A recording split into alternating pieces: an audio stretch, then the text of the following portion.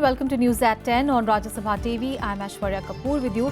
While demonetization continues to be our top focus, now withdrawal amount from the ATMs as well as exchange limit over counter have been increased for the convenience of the common man. Meanwhile, the Lok Sabha Speaker has called an all-party meet as the opposition gears up for a showdown with Narendra Modi government over the issue. All the details on that and much more in this bulletin. Let us begin with the headlines. Prime Minister holds a late-night review meeting over demonetization, appeals to people to bear with him for 50 days.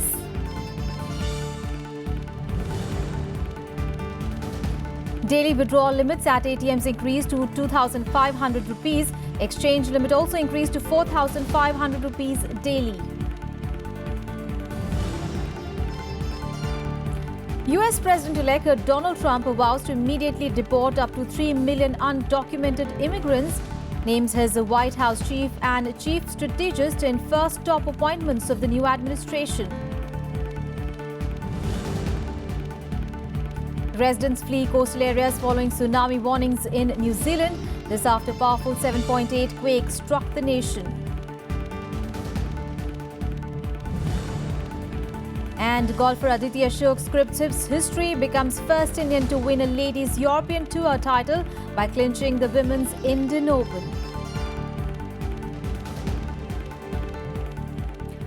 Our top focus, the Prime Minister held a meeting with the senior ministers late last night to review the demonetization and its impact, while the meeting stretched well past midnight. Well, it was attended by Home Minister Rajnath Singh, Finance Minister Arun Jaitley, Information and Broadcasting Minister Venkaiah Naidu, Power, Coal and Mines Minister Piyush Goyal and other top officials of the Finance Ministry.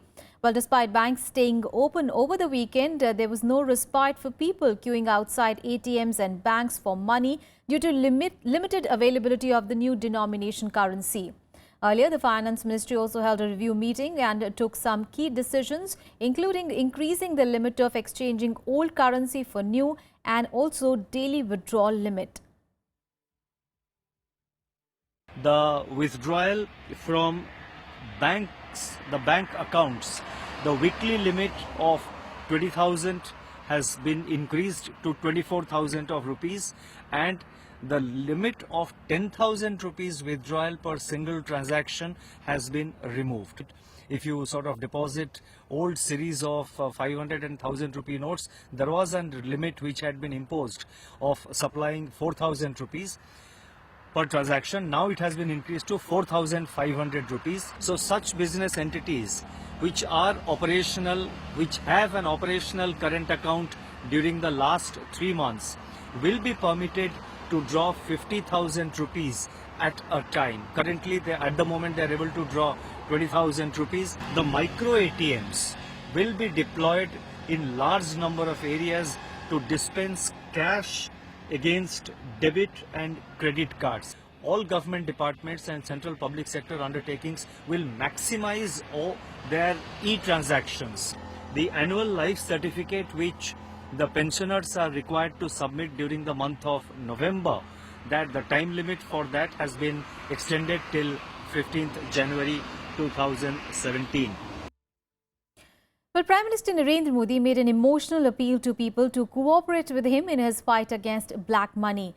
Now, in a series of addresses in Panaji, Pune and Belgaum on Sunday, the Prime Minister sought 50 days' time, asking people to bear with him in the fight. He said that the country has been looted for 70 long years and the process of rooting out corruption will take time. The Prime Minister also said that he is aware of the threats that he faces following his decision to target black money. The Prime Minister also targeted the Congress for attacking him over the decision, saying that he was voted to power over anti-corruption measures. पूर्ण विराम नहीं है। मैं हाथ खुल करके कहता हूं, ये पूर्ण विराम नहीं है। देश में भ्रष्टाचार, बेईमानी बंद करने के लिए मेरे दिमाग में और भी कई प्रोजेक्ट चल रहे हैं। किसानों को भ्रमित किया जाता है कि अब 1000 और 500 की नोटें गई और आपके पास जो खेती से कमाई करके पैसा आया है वो बैंक में जमा करना पड़ेगा और फिर मोदी उस पर टैक्स लगाएगा। मेरे किसान भाइयों, आप पर कोई टैक्स लगने वाला नहीं है। आप बेफिक्र रहिए। मैं हैरान हूं, हमारे कांग्रेस के लोग कह रहे हैं कि आपने 1000 की नोट बंद कर दी, 500 की नोट बंद क्यों कर दी? भाई आपने जब चवन्नी बंद की थी मैंने पूछा था, आपको मालूम है कांग्रेस पार्टी ने चवन्नी बंद की थी। कांग्रेस पार्टी ने एक बार चवन्नी बंद कर दी थी। इस देश ने तो कोई चिल्लाहट नहीं की। ठीक है, आपकी ताकत उतनी थी।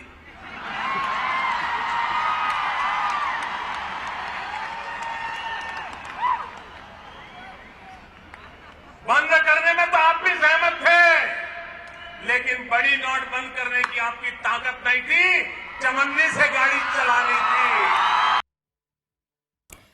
The opposition, however, is highly critical of the Prime Minister's move. Now, the Congress has alleged that it is the BJP that is thriving on black money. Well, the issue is also set to rock Parliament during the winter session that begins on 16th of November. Well, Deputy Leader of the Rajya Sabha, Anand Sharma, has already given a notice for adjournment motion under Section 267 to suspend the business of the upper house to discuss this issue of demonetization and also the problems being faced by the common man in detail. The party has said that the Prime Minister is misleading the nation. The CPIM also has proposed to bring an adjournment motion in Parliament over the matter. The TMC has already given adjournment motions in both houses of Parliament, and they will also be taking their fight to the President's doorsteps. And they will also be taking this fight from streets, Parliament to President's doorsteps. 193 में भी हम दे रहे हैं notice. हम तो ये चाहते हैं कि डिस्कशन हो, ताकि जो प्राइम मिनिस्टर बाहर कह रहे हैं उसका लोगों में गलत एक मैसेज न जाए। जो लाइनों में लगे हुए उनमें से एक भी आदमी एक भी पैसा काला धन का लेके नहीं खड़ा हुआ। काला धन जिन लोगों के पास है वो लोग हैं, उनमें से कुछ लोग तो ऐसे हैं जिनको मोदी जी के दोस्त थे, उन्होंने अंबानी अडानी जैसे लोग उन्होंने पहले ही बता दिया उनको। इतना बड़ा कदम था तो सरकार को उसकी तैयारी करना चाहिए थी। इसलिए मैं ये मानता हूं कि ये कदम 2-3 दिन ठीक नहीं रहा तो हालात बहुत बिगड़ सकते हैं। यहाँ तो देश की इकोनॉमी, गरीब का रुपया जब स्टेक पे लगा है, दाव पे लगा है, तो हम सबको मिलजुल कर एक साथ कोई रास्ते निकालने चाहिए। अगर हम आपको बताते हैं कि आपकी इस पॉलिसी में कोई कमजोरी है तो इसे आप बुरा ना लगाएं इससे, बल्कि इसको आप विचार करें। And ahead of the winter session of Parliament is scheduled from 16th of November. Now, Lok Sabha Speaker Sumitra Mahajan has convened an all-party meeting today to discuss the bills, including the GST bill that has to be taken up during the session. Now, Prime Minister Narendra Modi's decision of demonetization is also set to dominate the session. Infuriated by the inconvenience caused to the public because of the demonetization of 500 and 1,000 rupee notes, the opposition is likely to demand a detailed discussion and steps to alleviate the common man pain. Now, discussion on implementation of the GST bill and surgical strikes carried out on terror outfits in POK are also likely to hog the limelight during the session. The month-long winter session will end on 16th of December. On to some other news now, and Tata Motors will hold its board meeting today to consider the company's second quarter results for the current fiscal and also decide on the future of Cyrus Mistry as the chairman of the group. Now, all eyes will be on the 6 independent directors on board who have to review the performance of non-independent directors, including the chairman and executive directors. Now, Nusli Wadia, an independent director on board, has already expressed his support for Mistry. Tata Sons on Sunday hardened its stance, saying that management will do whatever required to deal with the situation arising out of the ouster of Cyrus Mistry and wanted its independent directors to ensure future of Tata companies and interest of all the stakeholders was protected. Mistry, on the other hand, has hit back at the Tata Sons group, saying that they stooped to low levels against independent directors who support him, terming Tata Sons' contention that group companies were drifting away under him as furthest from truth. News from Tamil Nadu now. Well, in her first direct communication since being hospitalized in September, Tamil Nadu Chief Minister J. Jayalalitha has said that she has taken rebirth because of people's prayers for her recovery. Now, in her first official statement, Chief Minister Jayalalitha appealed to the voters to vote for AIADMK in the upcoming polls as well. Now, exhorting party workers, she asked them to work in full swing for the victory of AIADMK in the 19th of November polls for 3 constituencies in Tamil Nadu and 1 in Puducherry. Now, Jayalalitha appealed to the voters, pointing out the various schemes that her government have introduced to improve the lives of the people, and she also sought unanimous support from the people of these constituencies for her party. Let's now look at the events that are lined up for the day. Here is the day ahead. President Pranab Mukherjee will give away awards to children for their exceptional achievement on Children's Day today. The awards are given away in 2 categories: the Rajiv Gandhi Manav Seva Award to individuals and a National Award for Child Welfare to institutions and individuals. 5 institutions and 3 individuals are being given the National Award for Child Welfare 2015, which includes cash prize of 3 lakh rupees to each institution and 1 lakh rupees to each individual. Prime Minister Narendra Modi will visit Ghazipur district of eastern Uttar Pradesh today. He will launch several rail projects and will flag off a super-fast weekly express train from Ghazipur to Kolkata. He will also inaugurate the newly built perishable cargo centre at Ghazipur Ghat station. Prime Minister will then address a public meeting. The Consumer Price Index data for the month of October will be released today. The Central Statistics Office is expected to release the index on macro inflation data points. CPI numbers will be followed by the release of Wholesale Price Index by the Ministry of Commerce and Industry.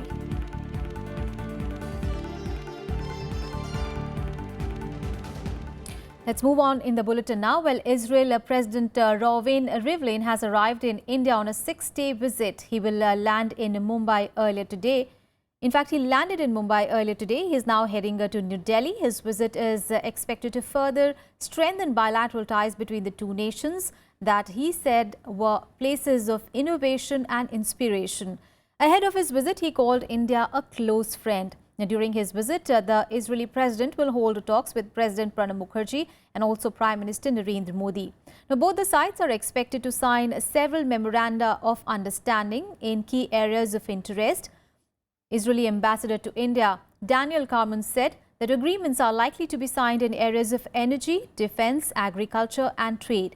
The Israeli president will also attend a ceremony at the Taj Hotel in Mumbai to pay tributes to the victims of 26/11 attacks, in which 6 Israelis were also killed. Now, Rivlin will be the first Israeli president to travel to India since 1996, and during this time in 1996, Ezer Weizmann had visited New Delhi and had negotiated one of the first defense deals between the 2 nations. One of the first countries who has adopted and is implementing the Make in India vision. And there are already plans for joint ventures and actually for Make in India being made by Israeli companies with the full encouragement of the Israeli government. Well, the 127th birth anniversary of former Prime Minister Pandit Jawaharlal Nehru is marked across the country today. President Pranab Mukherjee and Vice President Mohammad Hamid Ansari led the country in paying homage to him. The former Prime Minister Manmohan Singh, along with Congress Party Vice President Rahul Gandhi and other top Congress leaders, paid floral tributes to Nehru at his memorial Shanti Wan. Now, a function to pay floral tributes to him will also be held in the Central Hall of Parliament House today. Well, we will slip into a very short break with these visuals.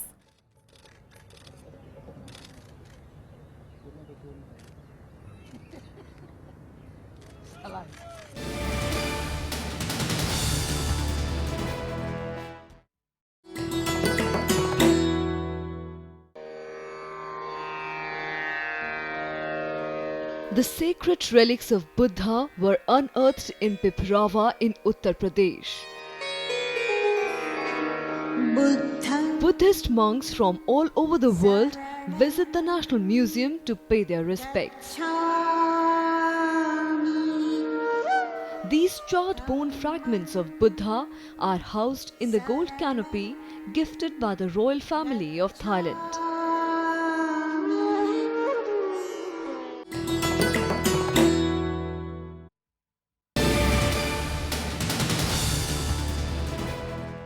Welcome back after the break. Now, big boost for India because India's bid for a permanent seal in a reformed United Nations Security Council or the UNSC has received strong support from many member states of the world body. Now, more than 50 speakers shared their suggestions over reform of the 15-nation UNSC during a General Assembly session in New York on Sunday. Well, among the large number of nations supporting a permanent seat for India and other emerging powers like Brazil and Germany were UK and France. Now, UK's permanent representative to the UN Ambassador Matthew Rycroft said at the session that Britain believed in a modest expansion of the permanent and the non-permanent categories. Now, in a stinging criticism of the Security Council, India's ambassador to the United Nations, Syed Akbaruddin, had said that the 15-nation body is stuck in its own time warp and politics. He said that it is the time to break the impasse, to urgently reform the United Nations body that is unresponsive to the current global situation. Meanwhile, back home, 4 companies of paramilitary forces were deployed on Sunday as a security measure to prevent escalation of any tension due to the Supreme Court's ruling on Sutlej-Yamuna Link Canal issue. Now, the Inspector General of Police, Patiala Zone, confirmed the deployment of 4 companies of paramilitary forces. He said that the 2 companies have been deployed in Patiala district and 1 each in Mohali and Fatehgarh Sahib district. Now, Paramraj Singh said that the deployment is concentrated over the Punjab and Haryana border and along the Sutlej-Yamuna Canal. Meanwhile, All India Sikh Student Federation has appealed to the Punjab Chief Minister Prakash Singh Badal to pass a resolution in the Assembly to challenge the Supreme Court's decision on SYL Canal. A special session of Punjab Assembly has also been called on 16th of November, where the government will adopt a resolution appealing to the President not to accept the advice of the Supreme Court. Well, news from the national capital, where the 36th India International Trade Fair begins at Pragati Maidan from today. Now, the 14-day annual event organized by the India Trade Promotion Organization will be inaugurated by President Pranab Mukherjee. This year, the theme of the fair is Digital India. This year, the partner country is South Korea, while the focus country is Belarus. In states, Madhya Pradesh and Jharkhand will be the partner states, while Haryana is participating as the focus state.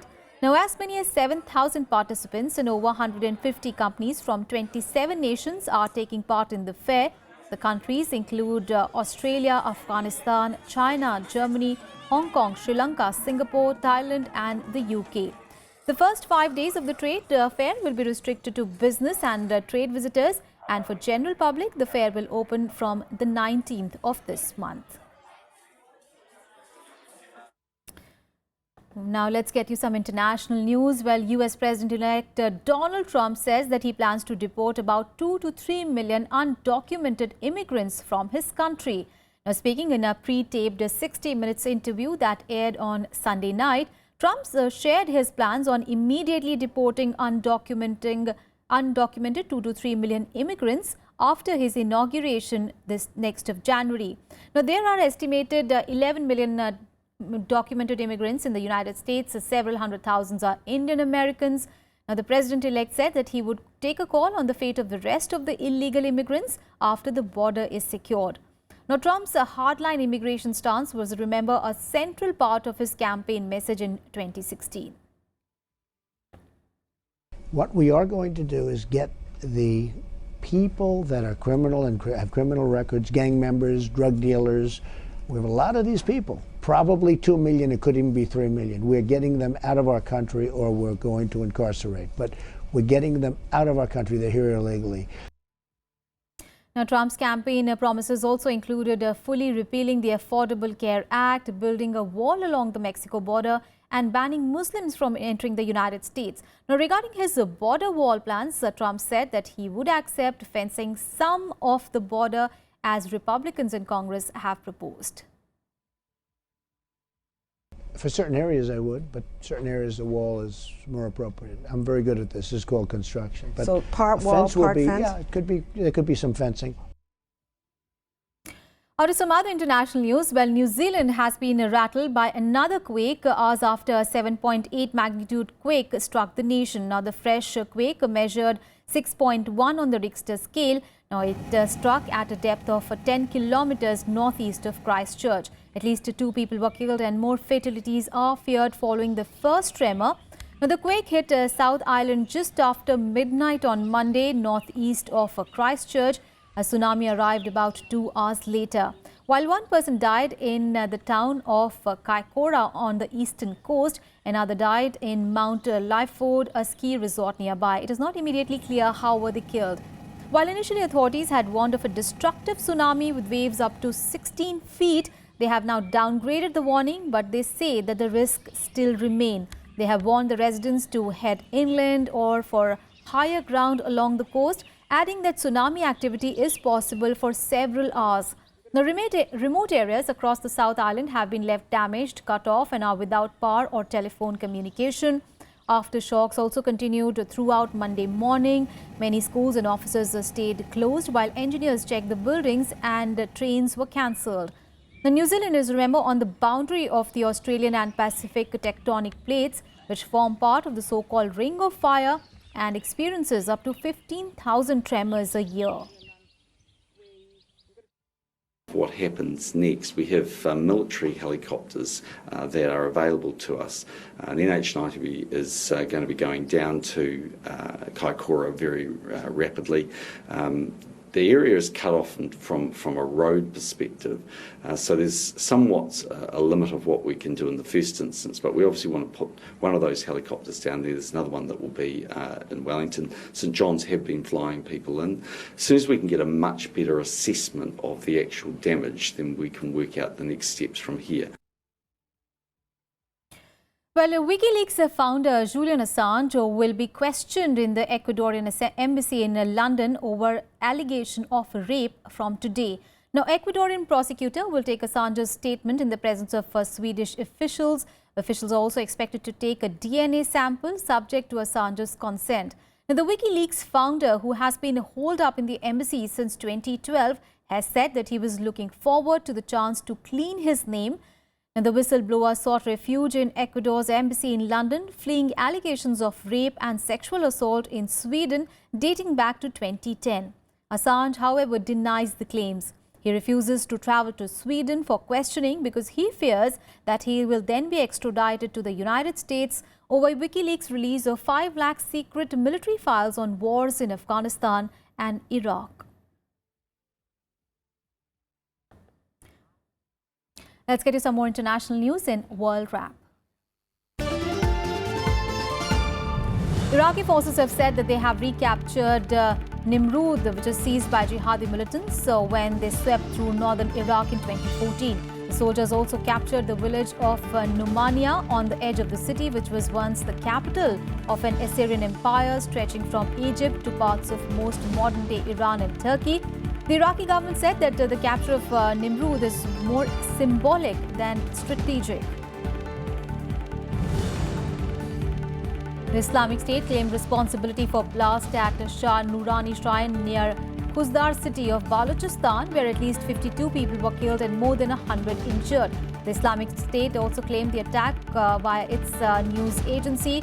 Now, SSP confirmed that the incident occurred when the suspected teenage suicide bomber detonated his jacket inside the compound of the shrine, where hundreds of devotees were doing their spiritual devotional dance.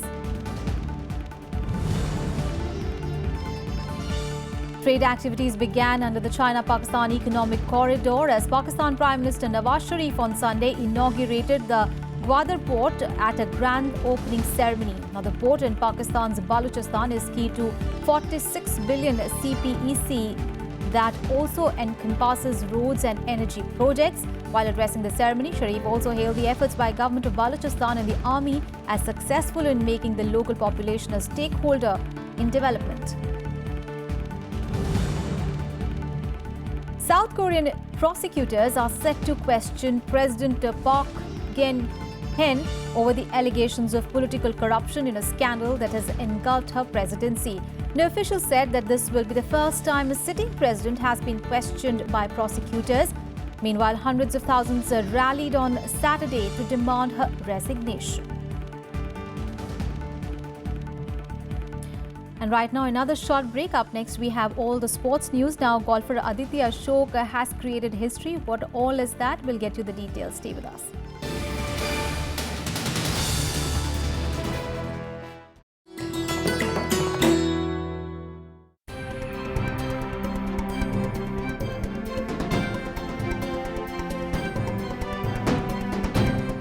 Life after death was a cardinal belief in the Harappan civilization. Reflecting this is the skeleton of a middle-aged woman with gold bangles. Excavated from Rakhigadi in Haryana, it's an example of the burial practices in those times.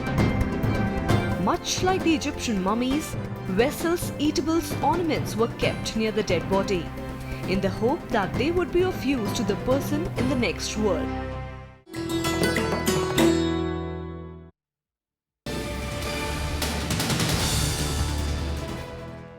Welcome back. Now, the first cricket test match between India and England at Saurashtra Cricket Association Stadium in Rajkot ended in a draw on Sunday.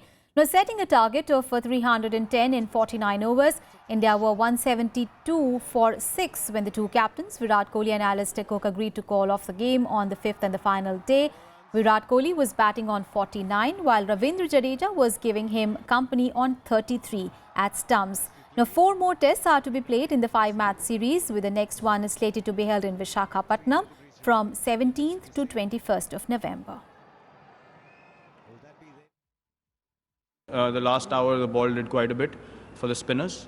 That stayed consistent on day 3, day 4 and day 5. And golfer Aditya Ashok on Sunday created history by becoming the first Indian to win the Women's Indian Open. Well, the 18-year-old golfer struck an even par 72 on the final day to finish the tournament with a cumulative score of 3 under 213. Well, Aditya Ashok held her nerve to get the battle of runners-up Brittany Lincecum of the United States and Belen Mozo of Spain, both with identical totals of 2 under 214 after 54 holes. Now, with the feat, she also becomes the first Indian to win on the Ladies European Tour. The win also helped the golfer take the top spot in the Rookie of the Year rankings. Yeah, I think I've had a really good rookie year. It started off kind of slow, but after that I had Olympics and then 4 top 10s and now wins. So I have 2 more events on the European Tour. Hopefully I can do well and try and win Rookie of the Year. Well, way to go, Aditi. And that's all in this edition of news. Thanks for watching.